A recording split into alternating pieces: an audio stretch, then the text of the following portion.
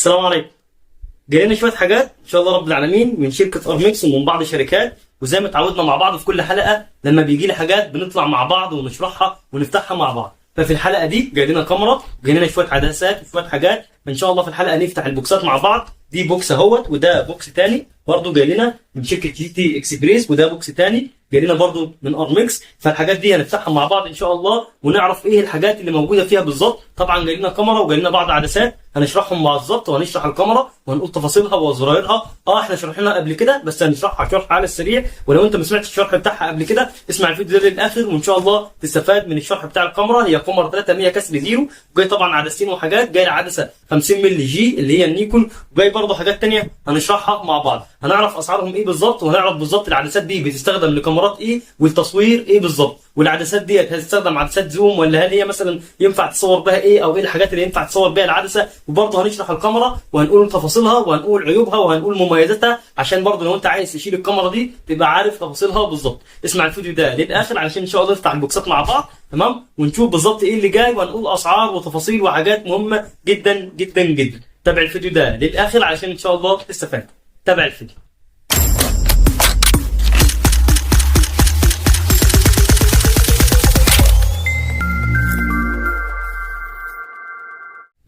السلام عليكم، ورجعنا لكم تاني. بس عايزين يا جماعه قبل ما نبدا الحلقه عايزين نبدا بالصلاه والسلام على سيدنا محمد، وعايزين كمان ندعي لاخواتنا في غزه، هم دلوقتي في اعز الحاجه للدعاء بتاعنا، فندعي لهم دعوه ان شاء الله تفيدهم في الدنيا وفي الاخره. وخلينا نبدا مع بعض الحلقه بتاعتنا. طبعا دي الحاجه اللي جايه بالظبط اهي، دي جايه الكاميرا، ودي طبعا عدسه، ودي طبعا عدسه ثانيه هنشرحها مع بعض. طبعا نفتح البوكسات مع بعض زي ما اتعودنا مع كل مره، وهنفتح بوكس بوكس. خلينا طبعا في اول بوكس اللي هو البوكس الخفيف ده، خلينا نركن دول كده على جنب، وخلينا نفتح البوكس الخفيف ده ونشوف ايه اللي جاي فيه بالظبط، ونقول بسم الله. دي طبعا يا جماعه عدسه 50 مللي جي، تمام. دي البوليصه اهي، قلنا اوريكم البوليصه، تمام.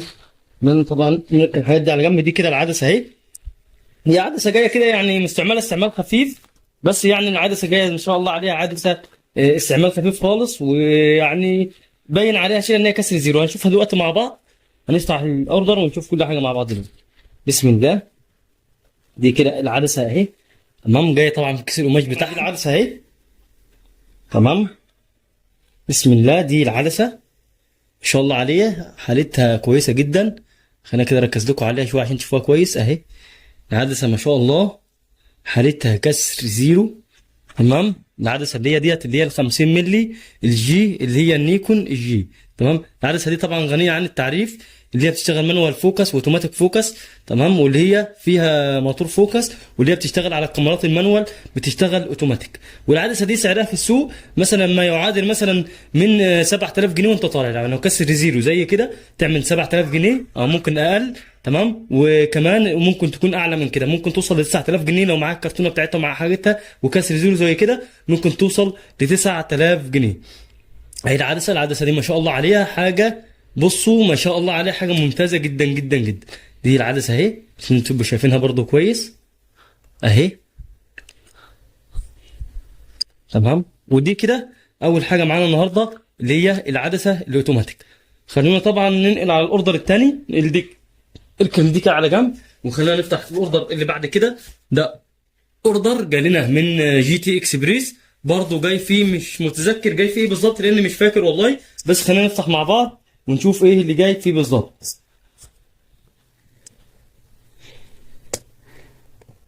بس هي تقريبا برضه عدسه، لان انا كنت طالب بعض حاجات، والحاجات دي في حاجات في الكرتونه ديت وفي حاجات هنا، فانا مش عارف ايه اللي جاي هنا وايه اللي جاي هنا بالظبط. فاحنا يعني انا معاكم زيكم بالظبط، بتصدم زيكم، فانا بشوف الحاجه برضه زيكم بالظبط. فخلينا نفتح كده الاوردر، برضه الاوردر جاي هنا متغلف تغليفه كويسه برضه. خلينا نفتح.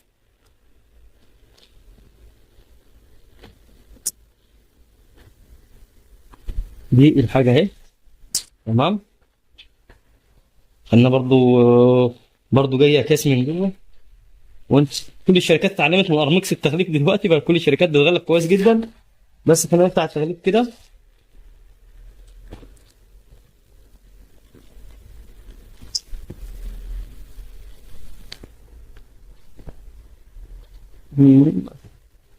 اهو. تمام، مغلفينها كده تغليفه في بعض. فخلونا مع بعض نفتح برضو دي كده الحاجه اهي. تمام، زي ما انتم شايفين كده، برضو جايه متغلفه تاني. وفي الايه هي دي تقريبا ممكن تكون العدسه 18 55، لان هي العدسه 18 55 هي اللي صغيره، بتبقى صغيره كده، وهي اللي ممكن تكون متغلفه هنا. فهي اكيد العدسه 18 55 دي عدسه 18 55 فيرجن 3. تمام، هنشوفها دلوقتي مع بعض، بس ان شاء الله تطلع هي يعني، هي ان شاء الله اهي. تمام، عدسه 18 55 يا جماعه اللي هي الفيرجن 3، اللي هي اخر اصدار، لان العدسات دي بيكون فيها منها اصدارات، في منها كذا اصدار، في منها اصدار اول واصدار ثاني واصدار ثالث. طبعا دي احدث اصدار فيهم اللي هي فيرجن 3 اهي. عدسه 18 اللي هي 18 55. تمام، العدسه ما شاء الله عليها زي ما انتم شايفين كده، بصوا اهي. عدسه يعني ولا كلمه. تمام، حرفيا يعني بلمع بلادها زي ما بيقولوا، بكباتها بكل حاجه. العدسه دي بتشتغل مانوال وبتشتغل اوتوماتيك، فيها برضو عزل، فيها نسبه عزل من هنا اهو. دي بكره العزل. تمام، هركز عليكم كده، دي بكره العزل اهي. تمام، والعدسه دي اللي هي الفيرجن 3 من نيكو، في منها فيرجن 2 وفي منها فيرجن 1. طبعا دي الفيرجن 3. طبعا الفيرجن 2 اللي هي بيكون عدسه تكون مكببه تحت شويه كده طبعا، وبيكون رفيعه شويه من فوق. والفيرجن 2 اللي هي بيكون فيها زي دي كده بالظبط، بس بيكون فيها زرارين من هنا، اللي هو زرار الاوتوماتيك والمانوال، وزرار اللي هو اللي بتاع الفي ار. طبعا العدسه دي بتشتغل اوتوماتيك وبتشتغل مانوال، فيها دي اكس، دي اكس اللي هو الزوم. تمام، وفيها في ار. العدسه دي غنيه عن التعريف. طبعا عشان تفتح العدسه تضغط على الزرار ده وتفتح العدسه بالطريقه دي كده كده، العدسه فتحت معاك. تمام، ولما تيجي تقفل العدسه بص العدسه بتطقر معاك، لازم انت تضغط على الزرار ده عشان تقدر تقفل العدسه مره ثانيه. دي كده برضو عدسه 18 55. ونشوف البوكس اللي بعد كده. تمام، خلينا نفتح بقى البوكس ده. البوكس ده اللي جاي فيه، المفروض جاي فيه كاميرا، كاميرا 300، وهنشرحها برضو مع بعض ان شاء الله. مش عارف بقى اقول لكم خليكم معايا عبال ما نفتح البوكس، ولا افتح البوكس وارجع لكم، بس خلينا مع بعض نفتح البوكس واحده واحده كده زي ما اتعودنا كل مره مع بعض، عشان خاطر ايه، برضو وقت الفيديو هيطول شويه. ولكن معلش، برضو دي البوليصه اهي، نسيت اوريكم البوليصه بتاعت الشحن بتاعت الاوردر ده. الاوردر ده جاي لي من الصعيد. تمام، دي البوليصه بتاعته. خلينا نفتح مع بعض الكرتونه اهي. طب يا جماعه، عايزين واحنا بنفتح البوكس كده مع بعض، عايزين الناس اللي بتتفرج علينا تنزل دلوقتي تعمل سبسكرايب للقناه، عشان ان شاء الله يوصل لهم كل جديد. احنا دايما بنقدم محتوى عن الكاميرات، والناس اللي اول مره تشوفنا اعمل محتوى، اعمل سبسكرايب للقناه عشان يوصلك كل جديد. احنا دايما بنقدم محتوى، دايما بنطلع نشرح كاميرات، دايما اي كاميرات بتجيلنا بنطلع نشرحها مع بعض مع المشاهدين زي كده. كل حاجه بتجيلنا بنطلع نشرحها مع بعض كده على الهواء مباشر زي ما انت شايف كده. تمام، فاعمل سبسكرايب للقناه ان شاء الله هتفيدك كتير، لان بنشرح كل حاجه، وان شاء الله هتلاقي شرح كل حاجه، شرح لاي حاجه هتعوزها او عايزها هتلاقيها في القناه. لو في حاجه انت عايز تعرفها ومش لاقيها على القناه، فسيب لنا كومنت بيها، وان شاء الله هننزلك بيها شرح بامر الله. طبعا كده فتحنا البوكس اهو، دي الحاجات اللي جايه. نطلعها كده على جنب ونركن البتاع الابيض ده عشان ما يبهدلش الدنيا، لانه بصراحه بيبهدل الدنيا بسرعه، ولو جه في الكاميرا بيبقى خطر جدا. البتاع الابيض ده لو جه في السنسور بتاع الكاميرا طبعا بيبوظها جدا جدا جدا. فيا جماعه، اي حد يكون جايب كاميرا جديده فيها الحاجات دي يحاول ان هو يتفادى الحاجات البيضه دي، اول يشيلها كلها يلقحها بره قبل ما يفتح الكاميرا. فانا دلوقتي هوقف عبال ما اطلع الحاجات دي كلها بره، اشيل انضف الحاجه كده، وبعد كده نرجع نكمل. طيب يا جماعه، كده نضفنا على قد ما قدرنا ننضف، يعني ما نضفناش كتير قوي. وخلينا نفتح مع بعض حاجه حاجه كده. تمام، دي حاجه جايه اهي. تمام، ده اعتقد الشاحن والبطاريه. انا برضو نفتح كده عشان تبقوا انتوا شايفين كل حاجه، لكن ده كده على جنب بس عشان خاطر دي البطاريه بتاعه الكاميرا اهي. تمام، طبعا البطاريه توحي كده ان الكاميرا جديده، لان البطاريه لسه جديده قوي. وطبعا ده الشاحن برضو اهو. تمام، برضو الشاحن ما شاء الله عليه جديد، يوحي برضو ان الكاميرا ان شاء الله تكون جديده زي الشاحن ما هو جديد كده. تمام، خلينا نفتح مع بعض الكاميرا. ده الاستراب بتاع الكاميرا طبعا اهو. انا ما يشغلنيش كل الحاجات دي، انا اهم حاجه بالنسبه لي الكاميرا تكون جديده وتكون معاها كل الحاجات اللي انا شفتها. هي بصراحه الكاميرا لما جات لي، لما بصيت عليها في الصور كانت كويسه جدا قبل ما اطلبها، ولكن يعني احيانا بنطلب كاميرات وبيجي لنا حاجه تانية خالص. يعني احيانا ممكن تتعرض ان انت تكون شاري كاميرا من حد وهو يبعت لك شحن مثلا، بعد ما يبعت لك شحن تلاقي نفسك ان انت جاي لك كاميرا غير اللي انت شفتها نهائي. يعني انت شفتها تبقى حاجه واللي جاي لك حاجه تانية خالص. فدي كده الكاميرا اهي، بسم الله الرحمن الرحيم.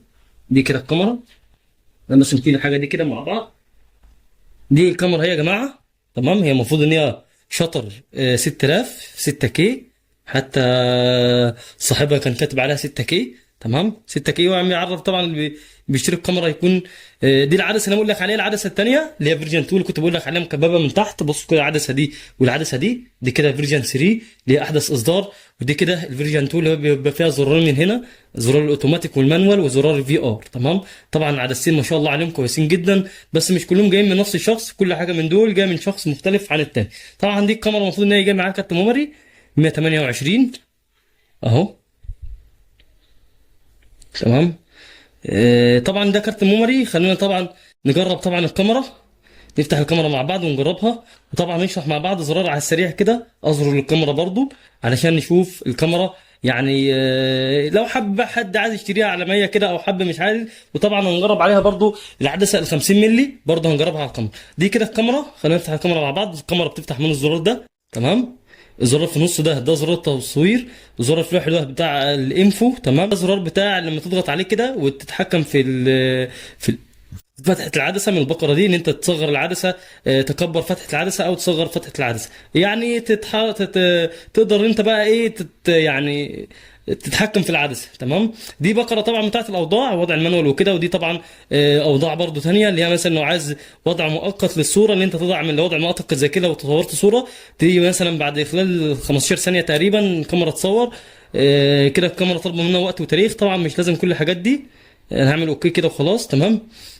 طبعا يا جماعه من عيوب الكاميرا دي احنا لسه ما قلناش اي اصلا الشرح بتاعها. خلينا نكمل شرحها واقول لك عيوبها واقول لك مميزاتها. طبعا زي ما قلنا دي الزرار بتاع بقره الاوضاع. الزرار ده اللي هو اللي في الجنب الصغنن ده بتاع لو انت نظرك ضعيف او لابس نظاره بتحركه كده بيكبر لك الفيو فندر من جوه، بيكبر لك ويصغر لك المسافه. تمام. ده الزرار ده اللي انت تقلب من الفيو فندر لللايف فيو زي كده اهو. خلينا نشيل الكاب ده كده. ده كده من بقى اللايف فيو هنا للشاشه. تضغط عليه كده كمان مره يجي لك من الفيو فندر انت تصور من هنا. تمام. طبعا ده الزرار اللي في النص ده زرار الفيديو اللي هو الاحمر ده، ضغطت عليه دلوقتي يصور لي الفيديو. طبعا دي الاتجاهات والاوكي. دي بقره بتاعه الشطر سبيل والتحكم في فتحه العدسه والتحكم في الشطر والحاجات دي كلها. ده زرار المسح. تمام. ده زرار بتاع الاستوديو. ده زرار بتاع الاعدادات. تمام. الزرار اللي بعده ده اللي بيصغر ويكبر الصوره وليه تحكمات تانية. وده زرار طبعا بتاع الاختصار اللي انفو. تمام. وايه تاني؟ في الزرار ده بتاع الفلاش لو انت على وضع المانوال وعايز تقلب الكاميرا يعني لو انت على وضع المانوال يا رب وعايز تفتح الفلاش بتفتح من هنا. والزرار اللي تحته ده زرار التخصيص ممكن تتخصصه لاي حاجه انت عايزها. تمام. طبعا العدسه ده زي ما قلنا ده زرار المانوال فوكس والاوتوماتيك فوكس لو انت عايز تقلب العدسه مانوال فوكس او اوتوماتيك فوكس. وده الفي ار لو انت عايز تفعل الفي ار او تفصله. تمام. ده كده شرح الكامل صغير كده للعدسه. وخلينا مثلا نصور صوره بالعدسه اللي هي اللي راكبه دي واجرب لكم الثلاث عدسات طبعا. خلينا نجيب الفيو فوندر كده عشان تبقوا انتوا شايفين برضو معايا.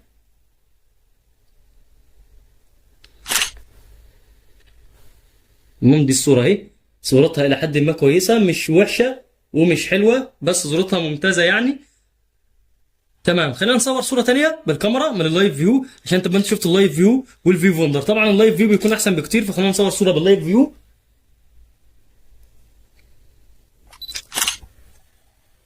طبعا دي صوره من اللايف فيو اهي. تمام.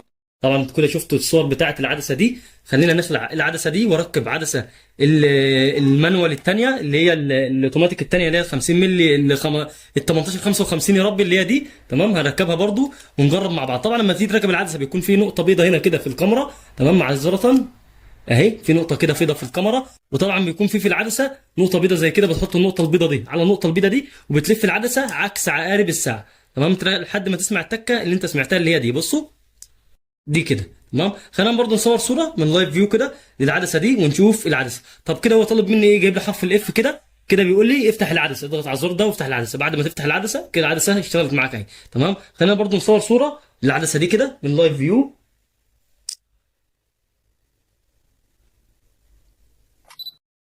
العدسه دي للاسف مش هتشتغل على الكاميرا دي. ليه؟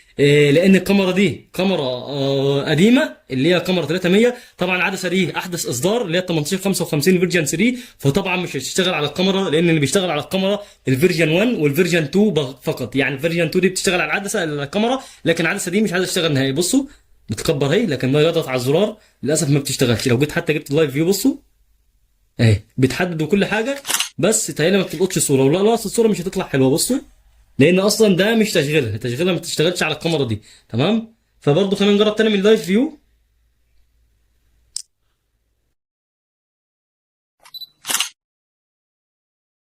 يا جماعه بصوا لقطه صوره، بس الصوره بتاعتها مش حلوه اصلا، العدسه دي ما بتشتغلش على الكاميرا دي. بس ان هي تشتغل عليها يعني انا كده بحاول ان انا اشغلها بالعافيه. لو صورت اصلا يعني بتصور، بس الصوره زي ما انت شايف كده. بص الصوره بتاعت العدسه اللي فاتت احسن منها بكتير. بص الصوره العدسه اللي فاتت. ليه؟ لان العدسه دي الريزوليوشن بتاع العدسه منسق مع الريزوليوشن بتاع الكاميرا، فاصلا هم معمولين مع بعض، فاوريدي الاثنين لازم يطلعوا صوره حلوه. لكن العدسه دي معموله الكاميرات اعلى من كده، يعني معموله الكاميرات 5200 و5 300 و 5 500 و5 600. دي العدسه دي اللي بتنزل مع الكاميرات دي، فللاسف مش منسقه مع الكاميرا دي، مش هتطلع صوره حلوه مهما انا حاولت. فمش هحاول تاني، خلاص انا هقفل الكاميرا ونجرب العدسه اللي هي الاوتوماتيك، اللي هي ال 50 مللي الاوتوماتيك. برضو خلينا نركب العدسه دي ونجرب بيها التصوير ونشوف التصوير بتاعها عامل ازاي. طب يا جماعه كده ركبت العدسه اهي 50 مللي. خلينا نجرب العدسات دي كده شويه ونصور صوره للعدسات دي ونشوف العدسه دي تصويرها عامل ازاي. العدسه دي اللي هي 50 مللي عايز اقول لك هتطلع شغل جبار جدا، لان العدسه دي بتشتغل على الكاميرا دي عادي جدا، لان العدسه دي اوتوماتيك بتشتغل على اي كاميرا مانوال زي دي كده تشتغل عليها اوتوماتيك. وخلينا نجرب العدسه نصور صوره. بس يا جماعه عشان تكونوا عارفين العدسه دي كادر ضيق جدا، كادر ضيق جدا. يعني كنت بصور مثلا من مكاني كده، من مكاني كده كده بالظبط، كنت بجيب العدسات هم مكانهم كده. لكن العدسه دي كادر ضيق ما هيش جايبه. وشفتوا العدسين قد ايه في ريح بعض قد ايه؟ العدسه مش جايباهم، لازم انا ارجع ورا علشان اقدر اجيب العدستين. فالعدسه ال 50 مللي دي كادر ضيق تمام. العدسات اللي بتبقى كادر واسع دي كادر واسع، اللي هي 18 55 دي، وال 18 55 دي برضو كادر واسع، فتقدر المسافه بتاعتهم تكون واسعه اقصى من كده. لكن العدسه دي كادر ضيق، فللاسف يعني لازم نرجع ورا شويه عشان اقدر اطلع صوره كويسه. تمام. وطبعا العدسه معموله على المانوال فوكس، فنقلبها على الاوتوماتيك فوكس لان انا يلقط مش عايز تلقط معايا. تمام اهو. بصوا يا جماعه بقى تصوير العدسه دي عامل ازاي. تصوير العدسه دي جبار جبار جبار، لان العدسه دي عدسه 50 مللي اوتوماتيك. العزل بتاعها جبار، شايفين العزل في الصوره، مع ان انا اصلا ما عزلتش، انا مشغل كل حاجه على وضع اوتوماتيك. العدسه مشغلها على وضع الاوتوماتيك، والكاميرا مشغلها على الوضع الاوتوماتيك. طبعا لو اشتغلت على المانوال، على الوضع المانوال هتطلع لي صور اعلى من كده بكتير، بس انا طبعا هشتغل على الوضع الاوتوماتيك وهوريكم كمان صوره. خلينا نصور كمان صوره مثلا كده اهو. تمام. للفلاش ده للحاجه برضو تاني، ونشوف التصوير بتاعها عامل ازاي. طبعا هصور عن اللايف فيو. بصوا الكادر عامل ازاي بتاعها، مش جايب الحاجه في ريح بعض. بصوا كده مش قادر ان هو يجيب الحاجه في ريح بعض. ليه؟ لان زي ما انا قلت لكم العدسه دي الكادر بتاعها ضيق جدا. يعني بصوا لو حاولت اصور ان انا اجيب الحاجه في ريح بعض، بصوا مش قادر ان انا اجيب الحاجه، لازم ان انا ارجع ورا عشان اقدر اجيب الحاجات منسقه، لان الكادر بتاع العدسه دي كادر ضيق. خلينا نرجع ورا اهو ونصور صوره.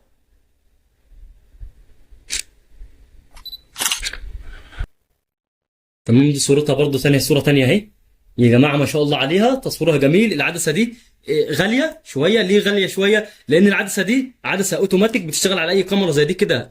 يعني الكاميرا دي كاميرا مانوال، دي اسمها كاميرا مانوال ما فيهاش موتور فوكس، فالعدسه بتشتغل عليها اوتوماتيك زي ما انت شفت كده. طبعا ال 18 55 بتشتغل اوتوماتيك، ال 18 55 الثانيه بتشتغل اوتوماتيك. بيكون في عدسات زي دي مانوال. طبعا احنا شارحين كل ده قبل كده مع بعض، فتقدر تراجع القناه لو انت اول مره تشوفني، راجع مع القناه وهتلاقي العدسات دي موجوده عندنا. فطبعا دي كده الكاميرا، الشرح بتاعها على السريع. الكاميرا دي برضو بتشيل بعض حاجات، يعني مثلا ممكن انت لو انت مثلا معاك الكابلات تقدر تركب عليها مايك. لو عايز تركب عليها مايك او حاجه تقدر تركب عليها مايك. طبعا دي وصله الاتش دي، وصله الكمبيوتر، في وصله ليها تانية كده مش عارف بتاعت ايه بالظبط، يعني فيها جميع الوصلات اللي انت ممكن تحتاجها. تمام. وكاميرا ممتازه جدا جدا جدا. سعر الكاميرا ديت لو هي كسر زيرو، لو شطر قليل مثلا هتلاقيها مثلا في السوق تعملها من 6000 جنيه لحد 8000 جنيه على حسب حالتها وعلى حسب الحاجه اللي معاها. ولو الشطر بتاعها عالي شويه ممكن تلاقيها في رينج 5000 جنيه. تمام. طبعا عيوب الكاميرا دي ايه؟ عيوب الكاميرا اللي هي زي ما قلت لك كده بتنزل بعدسه بدائيه زي دي اللي هي فيرجن 2. تمام. هو دي عدسه فيرجن 1 مش فيرجن 2 كمان. العدسه دي فيرجن 1. بيكون في فيرجن 2 اللي هي زي دي كده، بتكون زي دي بالظبط، بس بيكون لها زرارين من هنا، دي اسمها الفيرجن 2. تمام. طبعا بتشتغل على الكاميرا دي العدسه الفيرجن 2 زي العدسه دي كده، بس الثانيه طبعا بيكون فيها عزل اقوى، بيكون فيها الوان احسن، بيكون فيها شرب احسن، بيكون العزل بتاعها اقوى كتير، يعني بتكون احسن من العدسه دي بشويه. تمام. الحاجه الثانيه ان الكاميرا دي بتشتغل انجليزي بس، زي ما انت شفت كده ما فيهاش لغه عربيه خالص. يعني لو حاولت ان انا اجيب اللغه دلوقتي واقلبها لغه عربيه مش هتلاقي خالص فيها اصلا لغه عربيه نهائي. تمام، كل اللغات بتاعتها لغات انجليزي فقط. تمام، فدي كده برضو يعيب الكاميرا، لان الكاميرا ما فيهاش لغه عربيه. بصوا دي اللغات بتاعتها اهي، بصوا كده معايا، مش هتلاقي لغه عربيه نهائي، كل اللغات اللي فيها انجليزي وفرنساوي وحاجات كده، وما فيهاش لغه عربيه. تمام، دي برضو حاجه تعيب الكاميرا، لان احنا المفروض ان احنا عرب، يعملوا لنا المفروض حاجات ان هي تشتغل عندنا، وبدام الحاجات دي بتنزل عندنا يبقى المفروض تدعم اللغه العربيه، فهنا ما تدعمش اللغه العربيه، دي برضو حاجه تعيبها عشان انت تشتري الكاميرا. وبرضو من الحاجه اللي تعيب الكاميرا تاني برضو ان الكاميرا حجمها صغير. يعني بصوا انا ماسك الكاميرا حجمها صغير الى حد ما اعرفش دي حاجه ميزه ولا دي حاجه عيب. انا بالنسبه لي شايفها ان هي صغيره على كف ايدي، فدي حاجه يعني. بص انا ماسك الكاميرا، بص ايدي من تحت فاضيه قد ايه، الكاميرا حرفيا صغيره شويه، فدي حاجه بالنسبه لي حاجه مش ميزه خالص، ده حاجه بالنسبه لي عيب. ما اعرفش ليك انت هتكون ميزه ولا ايه. برضو فيها حاجه يعني، الكاميرا برضو كاميرا بدائيه، مش كاميرا عاليه قوي، مش كاميرا بروفيشنال قوي. وده شرح كده على السريع برضو للكاميرا، مش شرح اساسي. لو انت عايز تشوف شرح اساسي للكاميرا ال 300 دي، احنا شارحين قبل كده ليها شرح هنا على القناه، تقدر تروح تشوفه، وان شاء الله برضو هنسيب لكم شرح بتاع القناه دي في صندوق الوصف. تمام، وكده دي الحاجه اللي وصلتنا بالظبط. طبعا العدسه 50 مللي، العدسه 1855 زي ما قلنا. العدسه دي اللي لو لقيتها في السوق اللي هي 1855 اللي فيرجن 3، سعرها في السوق هتلاقيها من 3000 جنيه ل 4000 جنيه على حسب حالتها وعلى حسب الحاجه اللي معاها. طبعا العدسه الفيرجن 2 اللي او الفيرجن 1، فيرجن 1 لو انت جديده زي ما هي كده، لو انت شايفها جديده زي ما هي كده زي دي كده مثلا، تعمل لها فرنج 3000 جنيه او 2000 ونص على حسب برضو اللي بيبيعها، وعلى حسب برضو هي حالتها عامله ايه. وطبعا زي ما قلنا الكاميرا تلعب لها مثلا في رينج من 6000 جنيه ل 8000 جنيه على حسب حالتها وعلى حسب الحاجه اللي معاها. طبعا العدسه قلنا السعر بتاعها قبل كده، برضه هنقول تاني، العدسه دي ممكن تلاقيها في رينج 6000 جنيه لو هي حالتها تعبانه، ولو حالتها كسر زيرو ممكن تلاقيها من رينج من 7000 جنيه ل 9000 جنيه على حسب برضه حالتها وعلى حسب الحاجه اللي معاها. وده كده شرح صغير كده كان بالنسبه للكاميرا والحاجه اللي جايه مع الكاميرا. طبعا دي الحاجه اللي جايه معاها. ويا جماعه الحاجه دي عندنا زيرو، اللي عايز اي حاجه برضه احنا بنبيع وبنشتري كاميرات، فلو انت عندك حاجه عايز تبيعها او عندك حاجه عايز تشتريها، احنا طبعا بنبيع وبنشتري كاميرات. ولو عندك اي سؤال برضه حابب تعرفه وما لقيتوش ليه حلقه على القناه، تقدر تسيبه لنا في كومنت، وان شاء الله هنجاوبك على السؤال بتاعك بحلقه كامله. طبعا احنا معظم الحلقات اللي بنعملها فردي بنكون واخدينها من تعليقاتكم. انزل دلوقتي سيب كومنتة كويسه، ادعي لنا دعوه، ادعمنا كمان بكومنتة كويسه عشان نقدر نكمل في المحتوى. وقول لنا ايه رايك في الشرح بتاعي، وايه رايك في العدسه وتصوير العدسات ال 1855 وتصوير العدسه ال 50 مللي، وايه رايك في 50 مللي لو ال 50 مللي ديت معاك يا ترى تعرف تطلع بيها شغل كويس. وقول لنا طبعا انت بتشتغل بال 50 مللي ديت بتشتغل بيها سيشن ولا بتشتغل ايه بيها ايه بالظبط، وكنت تعرف ان العدسه دي كادر ضيق ولا ما كنتش تعرف. وفي نهايه الحلقه لو وصلت معايا لحد هنا ما تنساش تدعي لاخواتنا في غزه، وما تنساش تصلي على النبي. يلا صلوا على النبي.